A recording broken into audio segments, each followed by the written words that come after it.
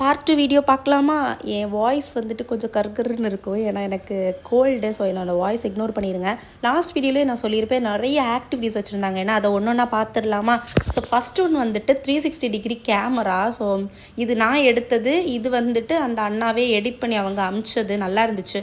So second activity என்னென்னு பார்த்தீங்கன்னா bubble shooter. இந்த பீச்சிலலாம் வச்சுப்பாங்கல்ல, அதுதான். எனக்கு அடிக்கவே வரல. நான் சும்மா சீன் போட்டிருந்தேன். இது என்னோட அண்ணாவோட குழந்தை அடித்தது. அதை வந்துட்டு காட்டி சீன் போட்டுட்ருந்தேன்.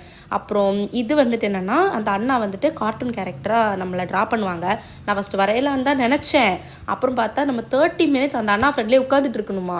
என்னால் 30 நிமிஷம் ஒரு இடத்துல சும்மா உட்காந்துட்டு இருக்க முடியாதுங்கிறதுனால நான் அதை இக்னோர் பண்ணிவிட்டு பக்கத்தில் உட்காந்து வேடிக்கை மட்டும் பார்த்துட்டு இருந்தேன். ஒரு வழியாக கேக் வந்துச்சு. டெக்கரேஷன் தான் அடிப்பொலி. எனக்கு வந்துட்டு டெக்கரேஷன் அவ்வளோ பிடிச்சிருந்துச்சு. கிராக்கர்ஸ்லாம் வச்சு செம்மையாக பண்ணியிருந்தாங்க. லைட்டாக பொல்யூஷன்னு வச்சுக்கோங்களேன். பட் டெக்கரேஷன் வைஸ் செம்மையாக இருந்துச்சு. அப்புறமா வந்துட்டு ஃபுட்டு. ஸோ இந்த வீடியோவே லென்த்தாக போயிடுச்சுங்கிறதுனால நான் பார்ட் 3 வீடியோவில் சந்திக்கிறேன். டாடா பாய்.